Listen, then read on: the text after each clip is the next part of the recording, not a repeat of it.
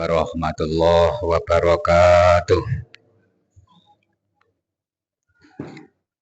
Liridhoillahi ta'ala wali sabati Rasulullah sallallahu alaihi wasallam wa bi karomati sultanil auliya ila ribin sayyidi Syekh Muhyiddin Abdul Qadir Jilani qaddasallahu sirrul aziz wa ila arwahi abaina wa mahatina wa ajdatina wa jadatina sayyidina murabbi rohina mursidina wa najayana wali kafatil muslimina muslimat mu'minin minnatal ahya minhum wal amwat sallallahu hadrati Syekh al-Imam Muhammad bin Muhammad al-Ghazali Syaikhul Fatihah. A'udzu billahi minasyaitonir rajim. Bismillahirrahmanirrahim. Alhamdulillahirabbil alamin arrahmanir rahim maliki yaumiddin. Iyyaka na'budu wa iyyaka nasta'in ihdinas siratal mustaqim. Siratal ladzina an'amta 'alaihim ghairil maghdubi 'alaihim waladdallin. Rabbighfirli wa li walidayya wa lisa'il muslimin amin. Dateng sedaya jamaah salat subuh langkung dateng Bapak Imam ingkang kawula mulyakaken. Saat enjang menika kula panjenengan sedaya sampun seminggu langkung anggenipun nindakaken basa wulan Ramadan kanthi kula panjenengan sedaya nindakaken dawuh saking Gusti Allah, nindakaken kewajiban basa wulan Ramadan saha nindakaken kesunatan wonten ing sajroné wulan Ramadan. Sareng-sareng niki leposo pun seminggu pun mulai sithik saka sithik ditingkataken dados poso punika nyegah, kecuali sing dicegah niku perkara kados mangan ngombe lajeng perkawis sing batalke poso kados wau dalu nek mboten salah saking Pak Kang Faizin punika wonten kalanipun syarat wajib poso, syarat sae ketompone poso niku termasuk asline poso niku iso diarani nyegah. Imsak niku nyegah cara basane nyegah perkara sing batalke poso, nyegah perkara sing batalke ganjarane poso. Termasuk wonten mriki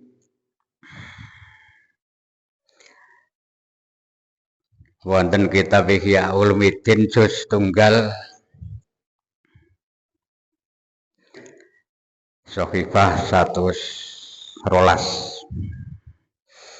Kanjeng Nabi ndawuhaken baqala sallallahu alaihi wasallam innamas saumu junnatun.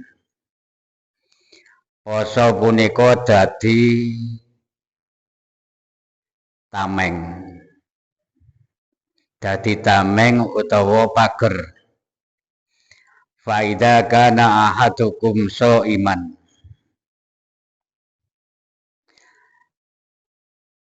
Mongko nalikane sira kabeh salah sujine sira kabeh kuwi poso fala yarbus mongko aja guneman sing ala wala yajhal lan aja gawe bodho utawa bodoni. Wa innimruun temestune awak-awakan iku kota lahu lamun awak-awakan utawa wong suwijine wong utawa wong liya punika nyalai maring awake dhewe kota lahu ki iso dimaknani ngepruk utawa ngantemi utawa nyalai wong nggawa tangan ausatamahu utawa suwijine wong utawa wong mau kok misuh-misuh hu ing ahad utawa wong fal yakul mongko becik ngucapo sapa sira ini so imun kefahamanipun nalika awake dhewe nindakake poso kok ndelalah ana wong mbah wong kuwi wonge poso utawa wong kuwi ora poso mbah wong kuwi muslim wong Islam utawa liyane wong Islam kok nggak nyalai maring awake dhewe nalika poso wulan Ramadan ngeten iki utawa misuh-misuh utawa muring-muring utawa awake dhewe diucapi nganggo pengucapan sing ora apik awake dhewe kon sabar ora kena bales. Bales nggawa kata-kata ini so imun. Ting mriki dawuh Kanjeng Nabi gasek ping kalih ini so imun. Kuwi kadang-kadang nek awake dhewe krungu perkara sing ora apik gasek nyinggung sebab li awake dhewe nindakake poso lak ting ati kadang-kadang muntap-muntap ngoten niku to. Lah niki gasek ping pindho ini so imun. Aku kuwi temen setune ingsun iki sok imun wong kang poso. Aku ki nggih poso. Nggih sak pindho berarti nguntake ati kuwi iki utawa pikiran kuwi ngen iso slot menep. Ora genten nyauri perkara nganggo pengucapan sing ora apik. Wajah fil khabari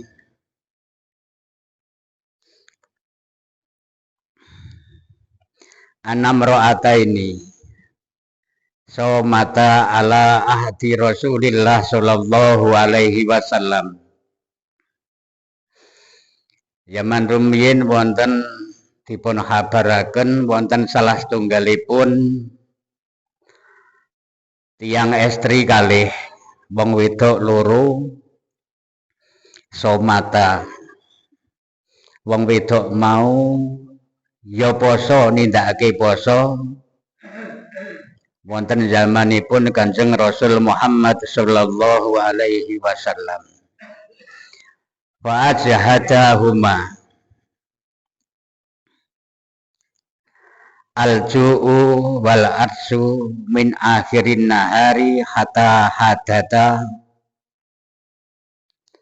antat lava. Tiang niku tiang kalih wong wedok loro mau le nindakake poso zaman Kanjeng Nabi, zaman Kanjeng Nabi. Punika nggase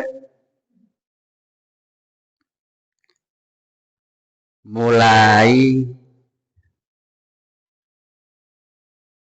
akhire awan berarti mulai sore hatta hadata nggak tekan meh parek maghrib meh mayai buka poso punika tiang kalih wau nggak dipayahake kata-kata dipayahake nggak merasa nduweni rasa abot sebab lingeleh utawa nduweni rasa abot ngampet sebab le ngelak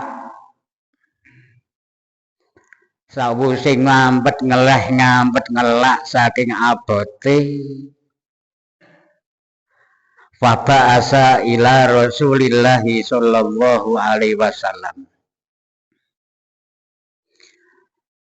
Tiang estri kalih kawula wau utusan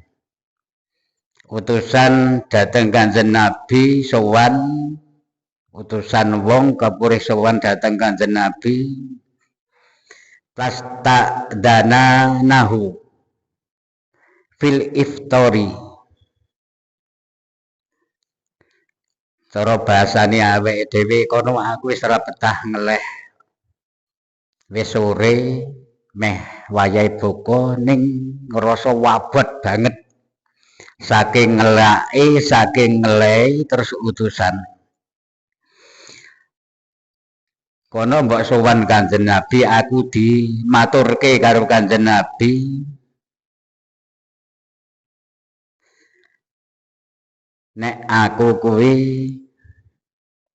dimaturke aku jaluke izin nek aku ki arep buka padahal urung wayahe buka niku. Sasampunipun dimaturke fa arsala ilaihima kodahan baqala lir rasuli kullahuma fi an fihi ma akaltuma. Lajeng Kanjeng Rasul ngutus maring wong sing diperintah njaluke izin karo wong wedok loro sing gek poso ning ora betah kalau wau. Kono temonano basane awake dhewe wong sing poso loro mau. Karo cepakano kodahan cepakano wadah. Dadi wong sing poso loro mau kon nyepaki wadah. Wa qala lir rasuli. Terus ke Gusti Allah Kanjeng Nabi dawuh. Engko karo ngucapo sira maring wong wedok sing poso loro mau. Ki anfihi ma akaltuma. Tenan utus sing diutus Kanjeng Nabi kawula wau sawise ketemu karo wong wedok loro lajeng wong wedok loro mau dicepaki wadah. Terus sing wong sing diutus Kanjeng Nabi njaluke izin mau genten diutus kon ngucap maring wong wedok loro kian mutahno wong wedok loro fihi ing dalem wadah iki ma ing perkara akal tumakang mangan sapa sira loro. Berarti nalika poso meh sedina mau apa sing dipangan padahal wong poso ki ora mangan. Ning didhawuhi utawa sing diutus Kanjeng Nabi ki le ngucap utahno nanggon wadah iki sing wis tak cepake apa sing kok pangan sliramu wong loro apa sing wis kok pangan. Fako atumuli ngutahake sapa ihdahuma salah suwijine wong wedok loro sing poso mau.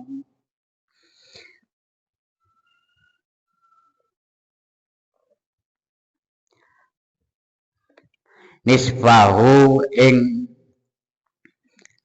gasek kebak setengah wadah sing diutahake salah suwijine wong wedok siji mau daman siji rupa geteh abiton kang murni berarti geteh sing ijeh seger walahman soho sing diukokake utawa diutahake utawi diukokake Pisan nomor 1 getih sing ijeh murni berarti sing getih ijeh sehat.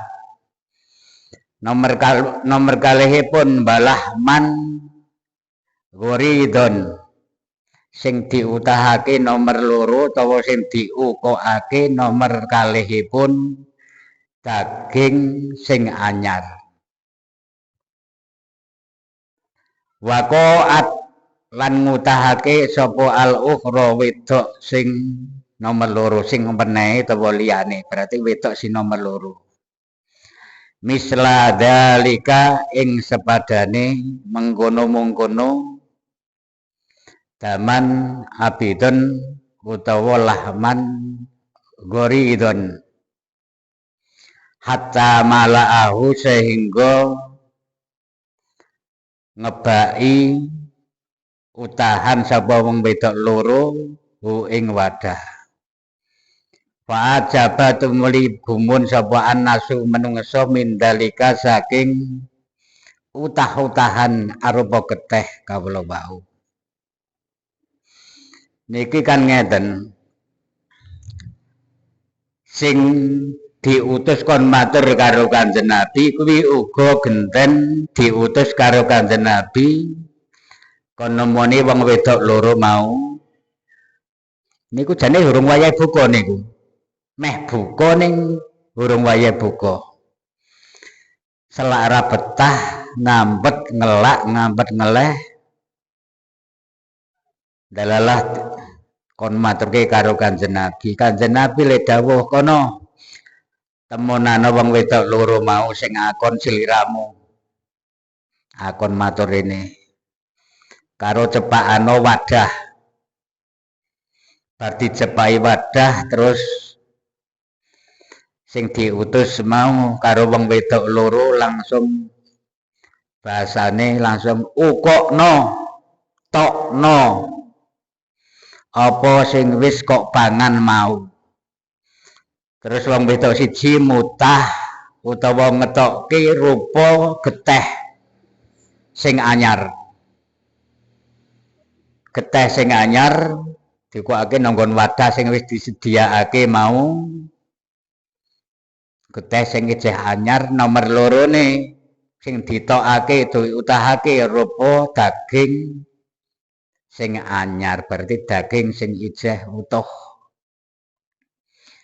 Bar kuwi terus sing sijine ya mukok padha diutukake utawa ditokake rupane ya getih murni utawa getih sing ijeh utuh karo daging sing anyar. Gasek kebak wadahi kalau wau. Gara-gara ukokane wong wedok loro sing poso ning urung wayahe buka. Sawise kebak menungso padha ningali nek cara kene wong-wong ki do ndelok sing do ndelok ki do gumun. Lah kok malah gumune sing pertama lah poso hurung mangan apa-apa kok didhawuhi malah kon mukokke apa sing wis kok pangan.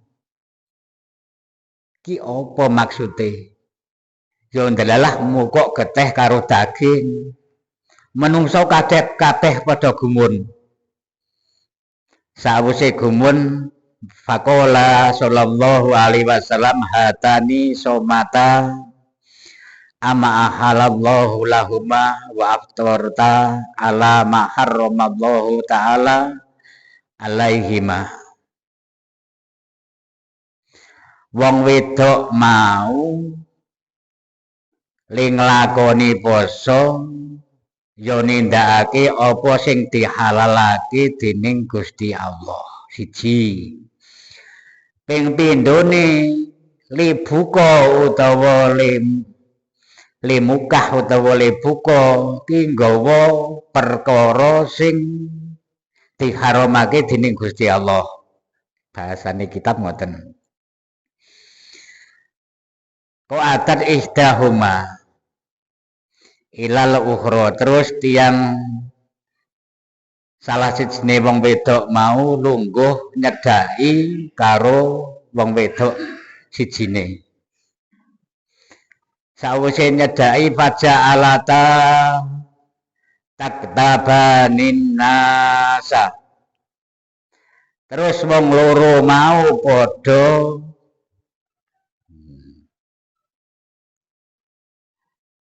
padha ngrasani maring menungso. Sawise linggih jejer terus wong wedok mau rasan-rasan utawa ngrasani wong liya utawa ngrasani menungso. Berarti ngrasani wong liya. Lah wong wedok ngrasani wong liya wong loro mau kuwi fahada ma akalata min luhumihim. Sebelane wong wedok loro kok linggih jejer ngrasani wong liya utawa ngrasani menungso kuwi padha karo mangan daginge menungso liya. Paham iki ya? Dadi wong wedok loro mau linggih jejer ngrasani wong liya utawa ngrasani menungso berarti digawe wong liya ngono wae. Kuwi cara dawuhe Kanjeng Nabi kuwi padha karo mangan daginge wong liya ben iki. Dadi senajana urung buka ning kok ngrasani wong liya kuwi statuse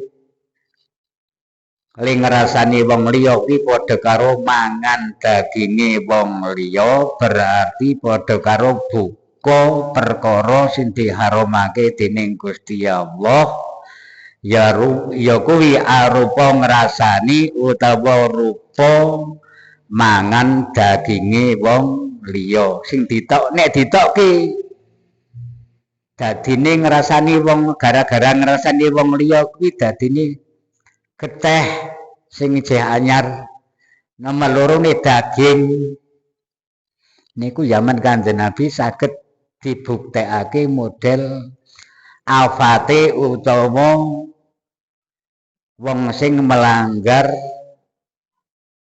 poso-poso ngrasani wong liya ki zaman Kanjeng Nabi. Nek zaman sakniki mboten saged mbuh nek mbok ndelalah zaman wali enten sing didhawuhi ngoten niku njur saged dibuktekake ngoten niku mbok menawi saged. Niku mawon monggo sareng-sareng kecuali poso niku ngampet mangan, ngampet ngombe, ngampet hubungan suami istri, saha uga ngampet tutuke ngampet aja gasek ngrasani maring wong liya utawa perkara sing batalke poso. Sareng-sareng nyuwun dhateng Allah taala muga-muga posone awake dhewe tetep utuh.